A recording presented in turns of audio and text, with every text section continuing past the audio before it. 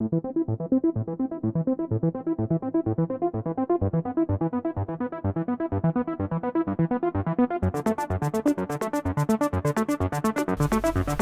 paranormal du podcast.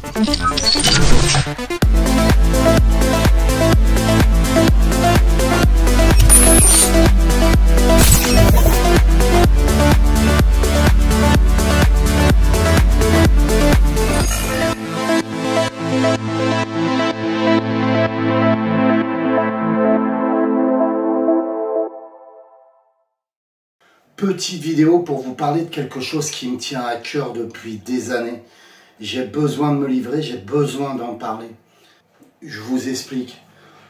Il y a des années de cela, j'ai eu un accident. Un accident dû à un combat de boxe de trop, où je rentre chez moi et 2 jours après, je me retrouve à l'hôpital, je fais un coma. Lors de ce coma, je fais un arrêt cardiaque et une IME négative. Tout est expliqué dans cette vidéo en dessous, une vieille vidéo que j'avais fait à l'époque. Je vous mets le lien dans le descriptif de la vidéo et dans les commentaires pour aller le voir.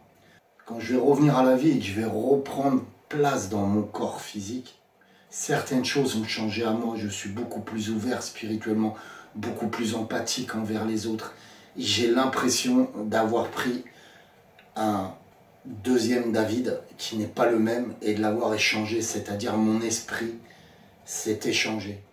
Alors suite à cette IME négative, quand je réintégrerai mon corps, je ne serai plus du tout le même. Et je vais le comprendre petit à petit, au fur et à mesure du temps. Bien entendu, un peu plus tard, je serai diagnostiqué parkinsonien, vous le savez tous, dû à ce trauma crânien et toute cette épreuve que j'ai vécue à l'hôpital. La boxe n'a pas arrangé les choses, les amis. Mais bon, c'est pas de cela que je veux parler exactement. C'est l'après, en fait. C'est l'après. Et ça, je vous en ai jamais parlé, je vous l'ai jamais confié concrètement. Il y a eu plein de choses, hein. Je passe plein de détails, mais il y a eu plein de choses spirituelles, des guides qui sont venus à moi, etc. Mais il y a quelque chose de très très curieux. Un ressenti qui est de plus en plus fort, en fait, en quelque sorte. Je vous explique. Quand je sors du coma, je suis totalement différent, énormément empathique, ouvert spirituellement, etc. J'ai l'impression d'être David, mais en étant un autre David. C'est un truc de fou. Vous voyez ce que je veux dire? Au début, je pensais que c'est comme si mon âme avait fait un reset. Ou alors, les gens pensent aussi que j'ai pu changer, j'ai pu devenir empathique parce que j'ai vécu. Je suis devenu empathique parce que je suis mort quelques minutes et je suis revenu à la vie par la suite. Et puis l'IME négative que j'ai vécu m'aurait fait devenir empathique. Au début, j'essayais de trouver ce qui concordait, ça m'est très dur à moi d'en parler, mais j'essayais de trouver ce qui concordait le plus à mes ressentis. Mais plus j'avançais dans les années, plus je me rendais compte qu'il y avait plein de choses qui étaient mélangées dans ma tête, en fait. Alors, vous allez me dire, oui David, le trauma crânien ne t'a pas arrangé les choses, tu es mort quelques minutes, donc le cerveau pas oxygéné, donc ça l'a énormément abîmé. La preuve, tu es parkinsonien, donc ça peut te jouer des tours neurologiquement. Mais c'est plus profond que ça, en fait, les amis. C'est tellement curieux. C'est-à-dire que je vous explique ma théorie là-dessus. Vous allez me prendre pour un fou, mais j'ai besoin d'en parler. J'ai besoin de savoir si d'autres personnes ont vécu cela et ont ce ressenti-là, en quelque sorte. Je vous explique, je me lance. Ça m'est très dur pour moi de vous expliquer ce que je pense concrètement. Vous connaissez à peu près la théorie des mondes multivers. C'est-à-dire qu'il y aurait plusieurs mondes, plusieurs dimensions en quelque sorte, plusieurs mondes. Et dans ces mondes-là, il y aurait un David présent là, le David qui vous parle, dans ce monde-là. Et puis dans l'autre monde, il y aurait peut-être le David qui n'a jamais fait de de vidéos sur YouTube, vous voyez ce que je veux dire? L'autre David serait totalement différent. Et dans l'autre monde, il y aurait ce David qui fait cette vidéo YouTube aussi, mais qui a vécu une expérience différente, etc. Ok? Ma théorie serait qu'au moment où je suis décédé dans un monde multivers, quelque part, un autre moi décède au même moment, vit à peu près le même accident. Il meurt au même moment, je meurs au même moment, nous faisons cette sortie astrale, nous quittons notre corps, et d'un seul coup on est rappelé à la vie. Et qu'est-ce qui s'est passé? Je pense que nos âmes ont été échangées. C'est-à-dire que quand nous sommes revenus à la vie, le David de l'autre monde et ce David ici, hein, c'est très brouillon, je sais, vous me prenez pour un fou, mais comment dirais-je? Je m'enlève ma casquette, les amis. Comment dirais-je? C'est-à-dire qu'il y a plein de souvenirs qui ne correspondent pas avec ce que j'ai vécu ici. Il y a des souvenirs que j'ai qui sont sûrement ancrés dans mon esprit, hein, dans mon âme, qui a réintégré le corps de ce David, mais avec des souvenirs de l'autre David. Et j'ai le cerveau physique qui, lui, a intégré des souvenirs, qui a une mémoire, qui a intégré des souvenirs de ce David sur Terre, sur cette Terre-là, dans ce monde-là. C'est très brouillon, je sais que c'est compliqué à me suivre. Mais c'est-à-dire que tous ces souvenirs-là se seraient mélangés. Ma mère est ma mère, vous voyez ce que je veux dire? Mais dans l'autre monde, en fait, elle serait totalement différente.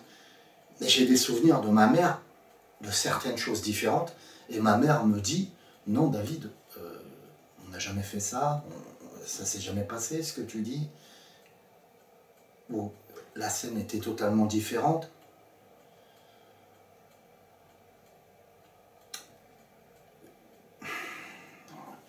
Ah, ça m'est très dur pour m'expliquer, mais c'est-à-dire que mon âme a emmagasiné toutes ces informations qu'il avait de l'autre David et les a mélangées à mon cerveau à moi. Donc je suis conscient, je connais ce David-là. Mais il y a plein de choses débiles qui me viennent, des souvenirs qui me viennent, qui n'existent pas dans ce monde-là. Je reconnais quelqu'un dans la rue il y a quelques années. Je le vois, je le croise, je connais son prénom. C'est le bon prénom. Je lui dis, salut Sébastien, tu vas bien? Ça fait super longtemps qu'on ne s'est pas vu. Je suis super content de te voir. Et le mec me regarde comme ça. Et il me dit, oui mais, excuse-moi, qui tu es? Il me serre la main, tout, hein, poliment. Mais il me dit, qui tu es? Mais je suis David, tu ne me reconnais pas? Mais d'où?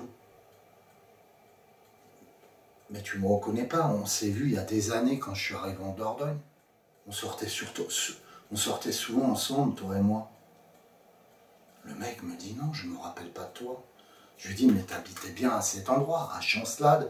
Je ne donnerai pas l'adresse, mais à Chancelade et tout. Il me dit oui, c'est curieux. J'ai réussi à le faire douter le type. Mais il me dit non, je ne te connais pas, je suis désolé, je ne te connais pas.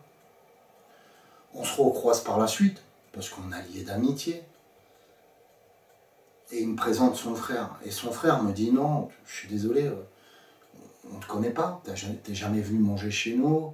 Il y a plein de choses assez curieuses. Et il me dit, non, je suis désolé, on ne te connaît pas, David, je ne veux pas te faire plaisir en me disant qu'on te connaît. Mais non, même son frère persiste à dire que je ne le connais pas. Alors que moi, j'ai le souvenir de les connaître. Alors, ma théorie là-dessus, ça serait que ce sont des souvenirs de mon esprit qui sont mélangés à mon cerveau physique, vous voyez ce que je veux dire? Mais dans le monde multivers, ce fameux monde où ce David, l'âme de David s'est incorporée en moi, je suis complètement fou, je le sais les amis, l'âme de ce David qui s'est incorporée en moi aurait vraiment vécu cette amitié avec Sébastien et son frère. J'étais moins copain avec son frère, mais vous voyez, je m'en rappelle encore. Mais j'avais vécu cette amitié avec Sébastien. Et j'ai tous les souvenirs en tête. Et lui ne se souvient pas. Mais le Sébastien de l'autre monde, lui, j'ai vécu ces choses avec lui, concrètement. Vous voyez? Ce fameux monde où ce David s'est réincarné en moi avait des choses légèrement différentes avec mon monde à moi. Ce David était sûrement plus en pâte. Je parle de ce David puisque c'est l'esprit de ce David de l'autre monde était beaucoup plus en pâte, beaucoup plus ouvert spirituellement. Vous voyez ce que je veux dire? Et je suis persuadé que d'autres personnes vivent ces choses-là. Prenez la théorie de Mandela, l'effet Mandela, pardon. L'effet Mandela, c'est-à-dire que vous vous souvenez d'un souvenir collectif, mais qui n'existe pas. Beaucoup de personnes vont se souvenir du même souvenir, mais qui n'existe pas en fait. Le fameux monocle du Monopoly, là, je vous le mettrai là. Concrètement, moi j'ai des souvenirs, en parlant de Mandela, Nelson Mandela, pour moi, est mort en 1980, dans les années 80, 88 exactement, est mort en prison. Et d'autres personnes sur Internet ont le même souvenir que moi. Par exemple, Marilyn Monroe, pour moi, j'ai le souvenir qu'elle est morte, elle s'est fait jeter d'une voiture, elle a été droguée, ou elle s'est droguée, et elle est morte sur le bas sur un fossé, quoi. Et on l'a achetée parce qu'elle faisait sûrement un malaise dans la voiture, où on a essayé de l'assassiner, et on l'a achetée sur le bord de la route. Tu vois? Et il n'en est rien. Dans le monde actuel, Nelson Mandela est vivant. Nelson Mandela est sorti vivant de prison. Dans le monde actuel où on vit, Marilyn Monroe est morte chez elle. Vous voyez? Et d'autres personnes ont les mêmes souvenirs que moi de Marilyn Monroe. D'autres personnes ont les mêmes souvenirs de moi que de Nelson Mandela. Et j'en prendrai plein d'exemples comme ça. Ma théorie serait que moi, le Nelson Mandela de l'autre monde de David, ce David qui s'est incarné en moi, est mort dans les années 80 dans la prison. Que cette fameuse Marilyn Monroe, dans ce monde de ce David, est morte sur le bord d'une route, droguée.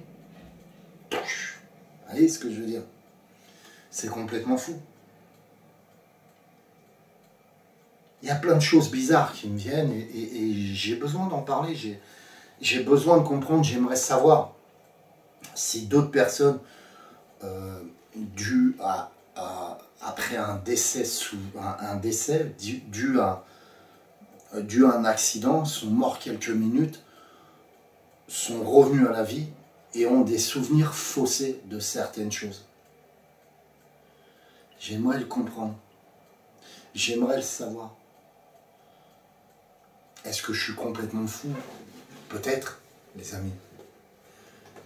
Mais voilà, donc je vis, pour moi, à l'heure actuelle, je vis avec le cerveau qui a des souvenirs de certaines choses, de la vie du David en question, et l'âme de l'autre David qui s'est réincarné en moi. Et pareil pour l'âme de ce David physique, il s'est réincarné dans ce monde multivers en quelque sorte, dans le corps de ce David du monde multivers. Et d'ailleurs, il a dû trouver plein de choses changeantes. Pour vous expliquer, en fait, ces choses-là sont arrivées progressivement, c'est-à-dire que je ne suis pas sorti du coma parce que par la suite, quand on m'a réanimé, je suis retombé dans le coma et je suis sorti du coma par la suite, mais je ne suis pas sorti du coma en disant « Ah tiens, c'est bizarre, j'ai changé, c'est chelou, j'ai des souvenirs de ça, c'est pas ça ». Non, c'est petit à petit, d'année en année, voilà. Et c'est pour ça d'ailleurs j'avais été voir un neurologue parce que j'avais des tremblements, etc. Et donc voilà, j'avais de plus en plus de tremblements, etc. Et donc j'ai été diagnostiqué Parkinson. Mais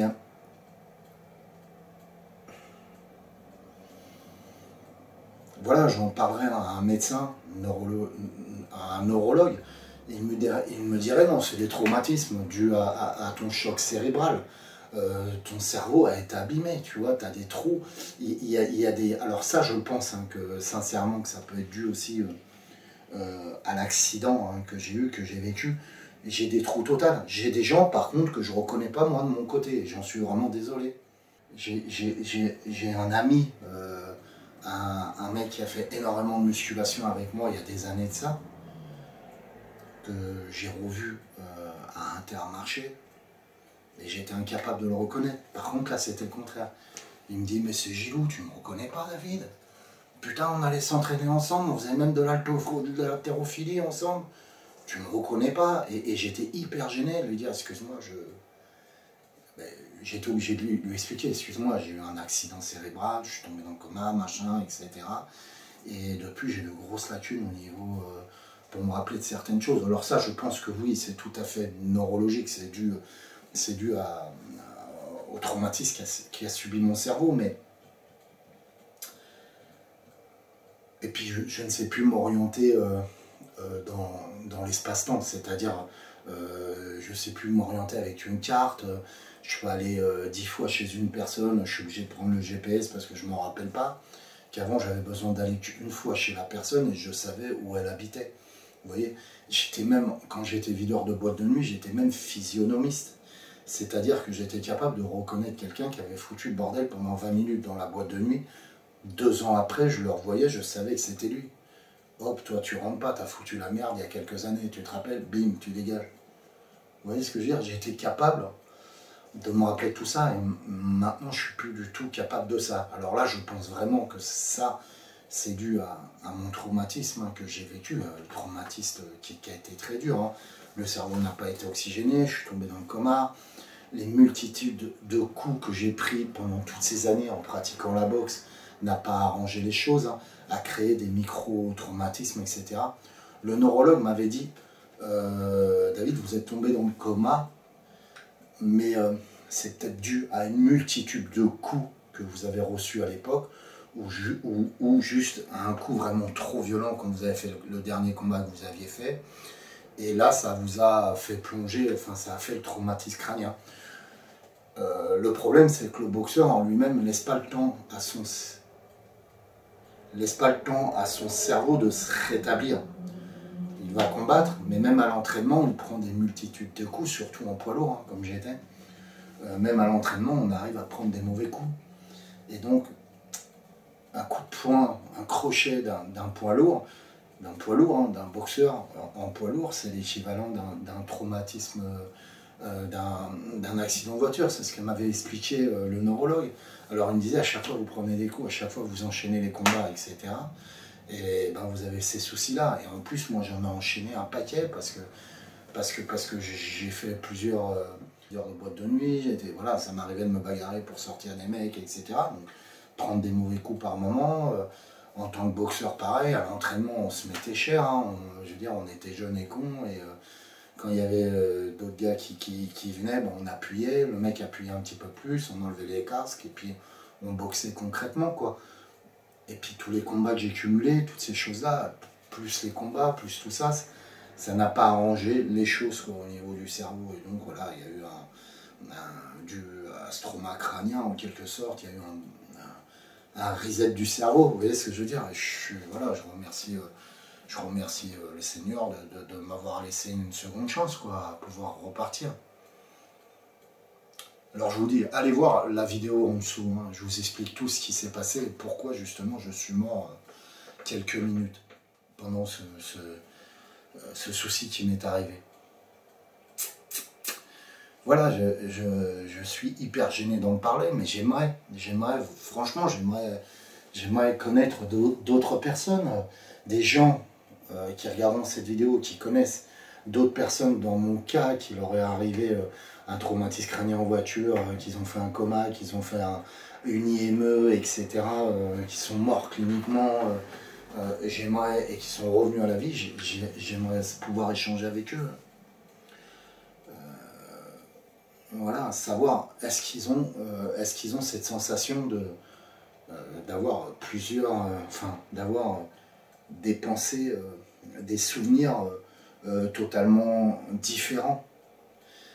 C'est-à-dire que j'arrive c'est fou parce que j'arrive à me dire, putain, vous savez, c'est comme s'il y avait, je me disais, putain, ces souvenirs sont pas cohérents. Comment ça se fait que je me souviens de ça, que j'ai fait ci, que j'ai fait ça, et c'est vraiment, c'est fou, quoi.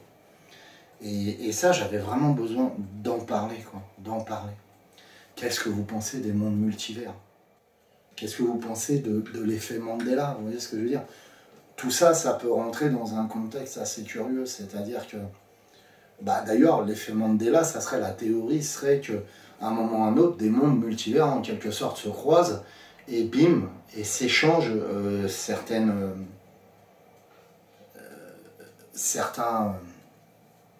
La théorie serait que des mondes du multivers se croisent par moment, et certaines personnes sont touchées par cela, donc je veux dire, le Pascal de ce monde-là et le Pascal de l'autre monde, hein, c'est une personne au hasard, je cite, et le Pascal de monde multivers vont s'entrecroiser, et à un moment vont laisser des souvenirs différents.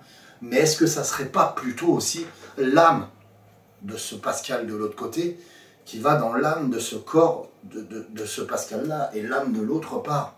Pourquoi on a des souvenirs bizarres? Pourquoi on a des souvenirs que Nelson Mandela est mort en prison alors qu'il n'est pas mort en prison? Et il y a plein de souvenirs comme ça, et j'en ai plein à l'appel. Et je pourrais en citer des tas, mais ça prendra des heures. Mais je veux dire...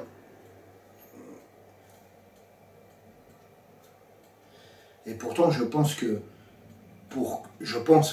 théoriquement, je pense que pour que les deux âmes prennent place dans le corps de l'un et de l'autre, il faudrait qu'il y ait un reset, quoi. C'est-à-dire, il faudrait qu'à un moment, un point nommé, le corps s'arrête pour faire sortir l'esprit, en fait. Voilà, arrêt cardiaque, machin, mort cliniquement quelques minutes, et après, il faudrait que dans le même monde, dans l'autre monde multivers, c'est complètement brouillon, au secours!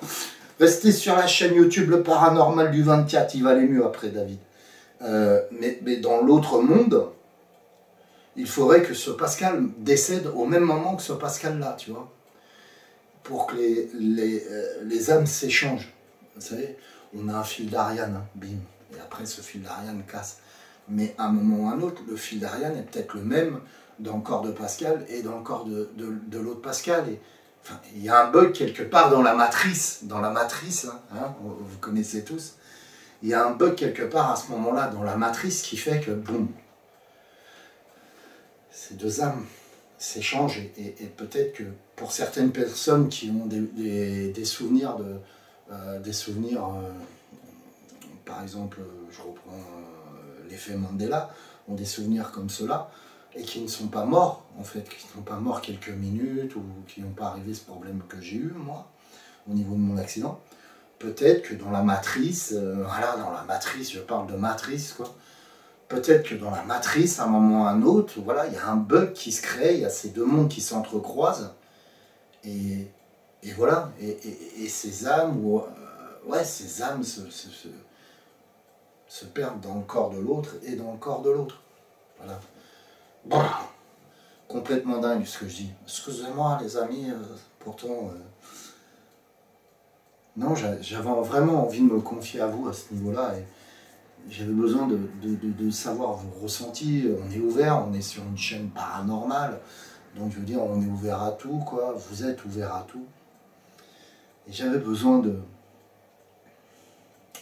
vous confier cela, pour savoir si vous connaissez peut-être des amis qui ont les mêmes sensations que moi j'ai, si j'ai réussi à être bien clair, parce que je suis peut-être très très brouillon, mais cette sensation voilà, d'avoir des souvenirs, mais qui ne sont pas les miens, qui sont les miens, mais qui ne sont pas les miens en quelque sorte, comme ce fameux Sébastien. Salut Sébastien, tu vas bien? Et je me rappelle de lui, je me rappelle de son prénom. Alors que dans ce monde-là, on ne s'est jamais vu, lui et moi. Lui le concorde bien, lui dit non, non, on s'est jamais vu. C'est un dingue, David, là ou quoi. Enfin, on est devenus amis par la suite, mais sans plus, tu vois. Mais je veux dire, et même son frère avait confirmé, non, on te connaît pas. Je veux dire, c'était pas méchant, hein, mais il me disait non, je t'assure, je me rappelle pas de toi, machin, etc. Et pourtant, je me rappelle de leur maison, je me rappelle de leur maman, puisqu'à l'époque, ils vivaient avec leur mère. C'était pas des vieux garçons, mais ils étaient jeunes, ils avaient peut-être 20... il devait avoir la vingtaine d'années, et puis ils étaient encore chez leur mère. Leur mère est très, très sympathique. D'ailleurs, comment je connais leur mère, je veux dire, c'est très curieux. Sébastien me dit, bah, ma maman est décédée il y a quelques années, et moi je me rappelle de leur mère. Je me rappelle de leur maison. C'est complètement fou, quoi. Et chose curieuse, excusez-moi, c'est que le cerveau a été touché, hein, le cerveau de David, là, actuel, a été touché, a bien pris une bonne branlée, hein, je peux vous dire que quand vous faites un trauma crânien, en plus le cerveau, vous mourrez quelques minutes, donc le cerveau n'est plus oxygéné, je peux vous dire, le cerveau c'est de la bouillie, et ben j'ai des trous. J'ai des choses que j'ai vraiment vécues ici, je ne m'en souviens pas. Il y a des choses que, voilà, je ne m'en souviens pas. Et je vais mélanger avec le passé de cet autre David. Et encore une fois, j'insiste, si des personnes ne comprennent pas mon charabia que je suis en train de parler, mais j'insiste, c'est-à-dire que l'esprit de l'autre David, de l'autre monde en fait, hein, ce monde multivers, l'esprit de ce David-là est arrivé avec des souvenirs. Puisque vous, quand vous partez, quand concrètement, là, je prends, parce que vous, quand vous décédez sur Terre, quand l'âme quitte le corps, il a tous les souvenirs de sa femme, il a encore les sentiments qu'il aime sa femme, il a encore les sentiments qu'il aime son chien, qu'il aime sa voiture, le château qu'il a, ou la voiture, ou la maison, etc. Il a tous ces sentiments-là. Pourquoi une âme reste bloquée sur Terre? C'est dû à l'attachement qu'elle a auprès des siens avant tout, ou à la colère qu'elle a auprès des autres. Vous voyez ce que je veux dire? Donc elle a encore ses souvenirs, vous voyez ce que je veux dire, qui sont bien présents. Et quand l'âme de cette personne qui décède décide d'enlever son état de conscience humaine, je vous parle bien humaine, c'est-à-dire cet état de conscience de telle personne qui est là, il l'enlève et après il passe la barrière des esprits. Une fois qu'ils ont passé la barrière des esprits, ils ont le souvenir de toutes ces vies antérieures. Ils ne se font plus qu'un avec les autres entités, mais ils sont vraiment eux-mêmes aussi. Vous voyez, c'est fou, quoi, je veux dire. Mais ce que je suis en train de, pour revenir à ce que j'expliquais tout à l'heure, ce que je suis en train de vous dire, vous allez me dire, oui, mais David, le cerveau peut-être garde en mémoire, mais l'âme ne garde pas en mémoire. Si, elle garde en mémoire. Vous voyez ce que je veux dire? Et elle garde en mémoire. Et quand cette personne décède et que l'âme quitte le corps, elle a encore tous ces sentiments d'amour, d'affection, machin, etc. Elle ne comprend pas ce qui se passe. Il n'y a que quand elle passe la barrière des esprits, qu'elle arrive à faire, comment dirais-je, qu'elle arrive à faire la différence. Vous voyez ce que je veux dire? Et c'est pour ça d'ailleurs que quand vous rappelez un défunt, une maman, un papa, que vous rappelez par le biais de médium ou quoi que ce soit, quand vous le rappelez et qu'ils viennent vous faire passer un message, ils redescendent, ils passent de nouveau la barrière des esprits, mais on leur efface provisoirement ce qu'ils voient derrière. Ils redeviennent la personne qui est décédée. C'est brouillon, je sais. Je vais essayer de mettre un prénom sur cette personne. Robert, admettons. Robert n'existe pas, il n'est pas décédé, machin, etc. Mais Robert décède. Je refais à zéro. Robert décède. Robert est très attaché à sa femme. Il est très attaché à sa caisse. C'est une BMW de fou, tu sais. Une M6 325 IS, un truc vachement beau, quoi.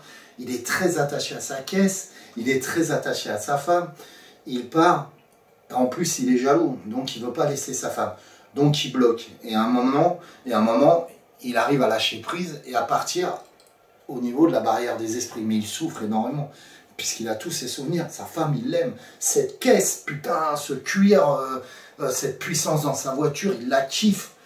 Une fois qu'il passe la barrière des esprits, il fait la différence de tout ça. Et tout ça n'est que... Il n'a plus le même amour sur sa femme. Il la respecte, il l'aime. Mais il l'aime plus d'un amour charnel comme on peut aimer sa femme. Ou cet amour physique qu'on a. Hein. Enfin, voilà. la voiture, pour lui, ce n'est rien, c'est que du matériel quand il est là-haut. Mais quand vous allez rappeler Robert, par le biais d'un médium, Robert va revêtir de nouveau son état de conscience de Robert, on va lui effacer la mémoire de façon à qu'il ne balance pas ce qui se passe de l'autre côté. Donc il se retrouve avec cet état de conscience. Donc il se retrouve avec cet état de conscience de nouveau de Robert, avec tous ses souvenirs, toutes ses souffrances. Ce kiff qu'il a sur sa voiture. Non mais c'est complètement fou, mais c'est ça en fait. Et donc là il a du mal à faire la différence, puisqu'on vient de lui effacer les souvenirs qu'il a de là-haut. Donc pour lui il n'est que Robert actuellement.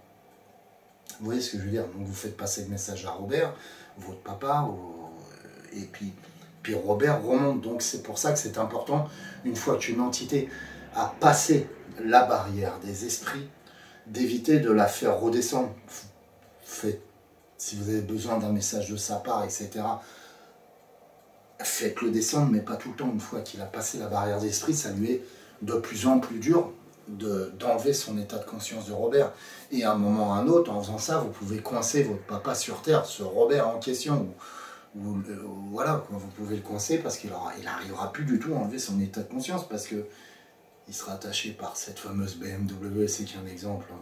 Il sera attaché de nouveau par cette femme, avec cette jalousie qu'il a, machin, etc. Et donc il aura du mal à lâcher l'affaire sur terre. Vous voyez ce que je veux dire? Alors je l'explique dans mes mots à moi. Et c'est pour ça que je reviens à ce que je disais, le David de ce monde-là et le David de ce monde-là n'ont pas passé la barrière des esprits encore. Ils décèdent à ce moment-là, au même moment tous les deux. Ce n'est que ma théorie, je parle de moi-même et de mon double en quelque sorte. Double, tu vois, enfin bref. Je parle de mon double et on a cet état de conscience. Tu vois ce que je veux dire? On a cet état de conscience. Donc, on s'échange nos corps. Il y a un bug dans la matrice quelque part où l'esprit de ce David vient incarner mon corps. D'où tous les souvenirs qu'il a de l'autre côté. Mais le cerveau est capable d'emmagasiner aussi des souvenirs. Donc ça crée un bordel pas possible entre des souvenirs qu'il ne reconnaît pas et ces souvenirs-là. Et c'est hyper compliqué. Et après, vous n'arrivez plus à distinguer les vrais souvenirs des faux souvenirs de ce monde-là. Puisque les faux souvenirs, je pense, je reprends l'exemple de Sébastien, ces faux souvenirs étaient dans ce monde, dans l'autre monde de David, où je connaissais très bien Sébastien, où je connaissais sa maman, qui était une femme très gentille. J'avais beaucoup d'affection pour cette maman, qui était vraiment très gentille, qui avait élevé ses enfants toute seule, hein, et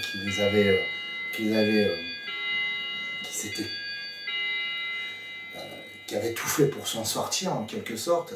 Elle avait vécu des galères, etc. Et son frère que je connaissais, cette maison, je la connaissais puisque j'allais souvent manger chez eux. Le week-end, ils m'invitaient à manger, les copains. Et puis voilà, vous voyez ce que je veux dire? Et ces souvenirs sont de cet autre monde, multivers. Et donc c'est pour ça que c'est le vrai bordel après. Voilà, j'ai honte de vous avoir dit tout ça, maintenant ça va bien se foutre de moi. Ah, David, il est complètement fêlé. Enfin bref, pour les gens qui veulent en savoir plus, hein, à ce qui s'est passé auparavant, je vous mettrai, hein, c'est une vieille vidéo que j'avais fait à l'époque, je ne rentre pas dans les détails, dedans aussi c'est pareil, mais j'avais besoin de me confier à ce moment-là, comme j'ai besoin de me confier à l'heure actuelle. Et j'aimerais des retours positifs, hein. Si c'est pour dire des bêtises, c'est pas la peine, dans les commentaires, mais des retours positifs dans l'ensemble. Je parle de retours positifs en me disant, vous pouvez me dire, non, je pense que David, tu te trompes, je pense que c'est neurologique ce qui t'arrive, comme tu as pris un bon pet au casque, en quelque sorte, ça t'a bien abîmé, mais voilà, il y a des façons de le dire, mais bon, voilà, et même si vous mettez des commentaires comme ça ne me dérange pas du tout. Par contre, me dire t'es complètement cinglé, machin, c'est pas la peine, c'est pas constructif, il n'y a rien de constructif. Par contre, des commentaires aussi où vous me dites, bah, je connais mon voisin, ça lui est arrivé la même chose, et puis on a parlé ensemble, et puis il me dit la même chose. Montrez-lui cette vidéo, vous voyez ce que je veux dire? Ou vous-même, venez dans les commentaires, dites-le moi, putain, c'est David, c'est marrant, moi j'ai eu un accident de voiture, je suis mort quelques minutes, et tout ce que tu expliques, je le vis aussi. Et puis les gens qui ont des souvenirs de Nelson Mandela, justement, qui est mort en prison, machin, etc., qui me le disent aussi, qui me disent « Ouais, David, c'est marrant, l'effet de Mandela, machin, etc. » Et est-ce que ça serait un bug dans cette matrice? Vous voyez ce que je veux dire? La matrice. Est-ce que ça serait un bug? Et à ce moment-là, nos âmes sont interchangées. Est-ce qu'il y a besoin de mourir dans l'autre monde multivers en même moment que ce monde-là et de revenir à la vie et les deux âmes, enfin, vous me comprenez? Non, c'est intéressant, c'est un débat que j'aimerais avoir avec vous, mes amis. Et j'aimerais avoir des commentaires constructifs. J'essaierai de les lire et de vous répondre petit à petit, hein, quand c'est constructif les commentaires. Si c'est trop... si c'est pour me dire oh, t'es complètement baisé mon pauvre, c'est pas la peine. Voilà, tout simplement. Alors, ce soir, bah, vous avez cette vidéo-là. Il n'y a pas d'enquête ce soir. Vous savez tous que le 18 octobre, le 18 ou le 19, non, on va dire plutôt le 19 au soir, vous avez la première vidéo de Paranormal Urbex qui sortira. La toute première vidéo, je pense qu'elle sortira le 19 au soir sur la chaîne YouTube, sur ma chaîne YouTube. Et donc voilà. Donc là avec Yohan, on est en train de voir aussi pour faire d'autres lieux hantés. Hein. Je dis lieux hantés parce que pour les plus anciens, cette série où je vais dans des lieux abandonnés, etc. On essaye d'aider des entités et tout, Yohan et moi. Bah, à l'époque, je l'avais surnommé lieu hanté, je marquais lieu hanté après le titre de la vidéo, puis après, j'ai laissé tomber un peu le surnom lieu hanté, etc. Voilà.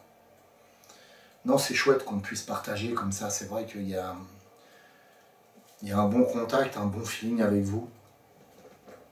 Et j'aime échanger avec vous quand c'est positif, bien sûr, quand c'est constructif. Je pense qu'il faut dire plutôt constructif, parce que le message peut être négatif pour moi en disant non David, tu te trompes totalement, c'est neurologique ce qui t'arrive, tu vois. Ben, c'est très bien aussi, parce que c'est un message qui est constructif quand même, vous voyez ce que je veux dire. Même si je le reçois comme négatif, voilà, c'est plutôt les messages complètement neuneux qui diront t'es un débile, t'es un faker, t'es ceci, t'es cela. Voilà, il n'y a rien de constructif dans ça, quoi. Je me répète, je sais. Voilà. J'ai super honte de vous avoir fait cette vidéo. Je vais aller me cacher là. Que la paix et l'amour soient avec vous.